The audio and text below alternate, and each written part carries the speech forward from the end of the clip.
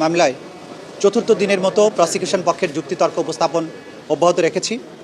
আজকে শেখ হাসিনার মামলায় যে তথ্য, বিশেষ করে যে বিষয়গুলোকে আমরা তুলে ধরার চেষ্টা করেছি, যদিও লাইভের মাধ্যমে আপনারা দেখেছেন, অতিরিক্ত হিসাবে যেটা আমরা বলতে চাই যে তার সুপিরিয়র স্ট্যাটাসকে ব্যবহার করে তিনি যে নির্দেশ দিয়েছিলেন মারণাস্ত্র বা লিথাল ওয়েপন ব্যবহার করে, হেলিকপ্টার, ড্রোন ব্যবহার করে আন্দোলনকারীদেরকে হত্যা করতে, সেইটার উপরে আমাদের আর্গুমেন্ট আমরা বিশেষভাবে কনসেন্ট্রেটেড রেখেছি।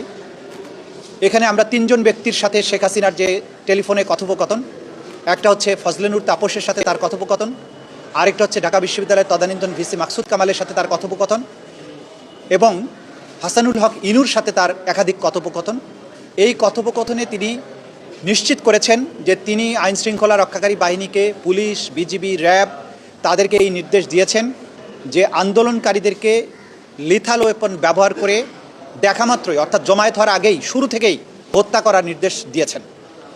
এবং তিনি এটাও বলেছেন যে ড্রোন ব্যবহার করে অবস্থান শনাক্ত করে হেলিকপ্টার থেকে গুলি করে হত্যা করার নির্দেশ তিনি দিয়েছেন। হাসানুল হক ইনুকে তিনি কনফার্ম করছেন যে নারায়ণগঞ্জে এখানে হেলিকপ্টার থেকে ৩৬ সেনা নামানো হবে এবং উপর থেকে বম্বিং করা হবে, প্যারাট্রুপার নামানো হবে। এই সমস্ত কথোপকথনের মধ্য দিয়ে হত্যাকাণ্ড সংঘটিত করার, অর্থাৎ সারা দেশব্যাপী ওয়াইড স্প্রেড এবং সিস্টেম্যাটিক যে অ্যাটাকের কথা আমরা বলছি, সেটি সংগঠনের জন্য সুপিরিয়র অবস্থান থেকে তার সরাসরি নির্দেশ প্রমাণিত হয়েছে। আমরা আর্গুমেন্ট করেছি তার যে এই টেলিফোনিক কনভারসেশন, সেগুলো তার সঠিক কণ্ঠ কিনা নাকি এআই জেনারেটেড, সেই বিষয়ে আমরা বক্তব্য রেখেছি। আমরা খুব পরিষ্কারভাবে দেখিয়েছি বাংলাদেশের সিআইডি, ক্রিমিনাল ইনভেস্টিগেশন ডিপার্টমেন্ট, তারা ফরেনজিক টেস্ট করে বলেছেন এই কণ্ঠস্বর শেখ হাসিনার, এবং তার সাথে যাদের কথা হয়েছে ফজলে নূর তাপসের কণ্ঠস্বর তারা নিশ্চিত করেছেন, হাসানুল হক ইনুর কণ্ঠস্বর তারা নিশ্চিত করেছেন, মাকসুদ কামালের কণ্ঠস্বর তারা নিশ্চিত করেছেন। এবং এই আলাপনটা, এটা যে আর্টিফিশিয়াল ইন্টেলিজেন্স দ্বারা করা হয়নি, সেটিও তারা নিশ্চিত করেছেন।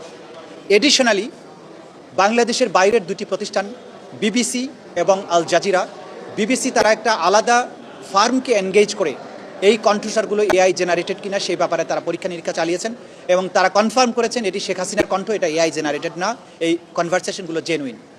এটার বাইরে আমরা এই অর্ডারটা যে সত্যিকার অর্থে তিনি দিয়েছিলেন, সেই ব্যাপারে পুলিশ বাহিনীর তদানীন্তন যিনি প্রধান, তিনি সরাসরি কোর্টে সাক্ষী দিয়ে বলেছেন যে এই লিথাল ওয়েপন ব্যবহার করা, হেলিকপ্টার ব্যবহার করা বা ড্রোন ব্যবহার করার ব্যাপারে নির্দেশনা তিনি পেয়েছিলেন।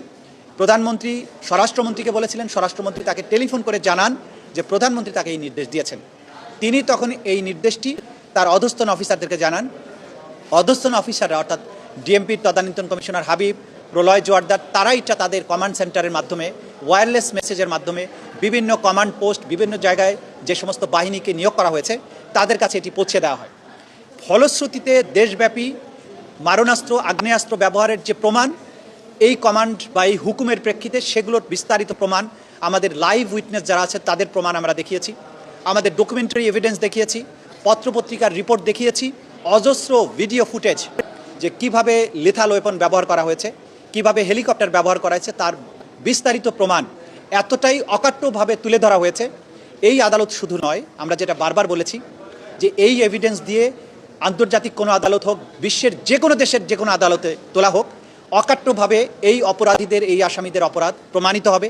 এই নির্দেশ এবং নির্দেশের এক্সিকিউশন, এবং এটা যে একটা সুনির্দিষ্ট কাঠামো ফলো করে সুপিরিয়র কমান্ড থেকে অর্ডার আসা, তার নিচের টায়ারে, তার নিচের টায়ারে, তার নিচের টায়ারে, সমস্ত কিছু অকাট্যভাবে প্রমাণিত হয়েছে। এটাও প্রমাণিত হয়েছে যে এই অপরাধগুলো ছিল ওয়াইড স্প্রেড এবং সিস্টেম্যাটিক। আন্তর্জাতিক আইন অনুযায়ী, দেশীয় আইন অনুযায়ী একটা অপরাধকে মানবতা বিরোধী অপরাধ হওয়ার জন্য ওয়াইড স্প্রেড এবং সিস্টেম্যাটিক হওয়ার যে শর্ত, সেটি যে পরিপূর্ণভাবে এই মামলায় প্রমাণিত হয়েছে বা শর্তগুলো পূরণ হয়েছে, সেগুলো আমরা দেখিয়েছি। এর বাইরে হেলিকপ্টার থেকে যে গুলি করা হয়েছে, এই ব্যাপারে সংশ্লিষ্ট বাহিনীগুলোর কাছ থেকে হেলিকপ্টারের ডিটেইল ফ্লাইটের চার্টার আমরা সংগ্রহ করেছি।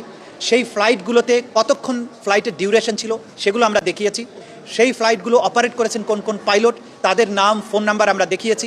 ওইখানে পাইলট ছাড়া আর কোন কোন সৈনিক বা অফিসার যাত্রী ছিলেন ফ্লাইটগুলোতে, সেগুলো আমরা দেখিয়েছি। কি কি অস্ত্র সেখানে ব্যবহার করা হয়েছে, তোলা হয়েছে, তার তালিকা আমরা দিয়েছি। কত রাউন্ড গুলি ফায়ার করা হয়েছে সেগুলো আমরা দিয়েছি। সেখানে SMG, light machine gun, shotgun, rifle, sound grenade, stun grenade, সব কিছুর হিসাব এখানে আছে সেগুলো, এবং ভিডিও ফুটেজ, আহতদের গুলিবিদ্ধ হওয়া, এবং যেসব গুলি শহীদ এবং আহতদের শরীর থেকে বের করা হয়েছে সেই বুলেটগুলো উদ্ধার করা বুলেট হসপিটাল থেকে ডাক্তাররা যেটা পেয়েছেন সেগুলো আমরা আদালতে উপস্থাপন করেছি।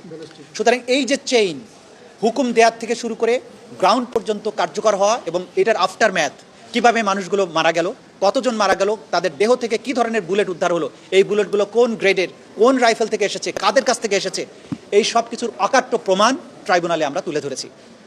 আগামীকালকে আমরা বাকি 3টা যে চার্জ আছে ঘটনা কেন্দ্রিক সেগুলোর ব্যাপারে তুলে ধরবো এবং কমান্ড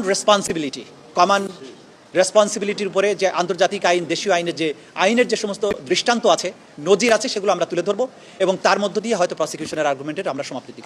সেটা তো আপনারা জানেন যে সেগুলো পরবর্তী তারিখ নির্ধারিত হয়েছে। এইখানে 45 জনকে একসাথে প্রথমে একটা কমপ্লেন রেজিস্টার করে যদিও শুরু হয়, কিন্তু এখানে অনেকের বিরুদ্ধে কিন্তু আলাদা আলাদাভাবে তদন্ত হয়ে তাদের বিরুদ্ধে চার্জশিট দাখিল হয়েছে, ফর্মাল চার্জও দাখিল হয়েছে। এরকম করে 2-3 করে গ্রুপ করে সবার বিরুদ্ধেই প্রায় তদন্ত রিপোর্ট সমাপ্তির দিকে আছে।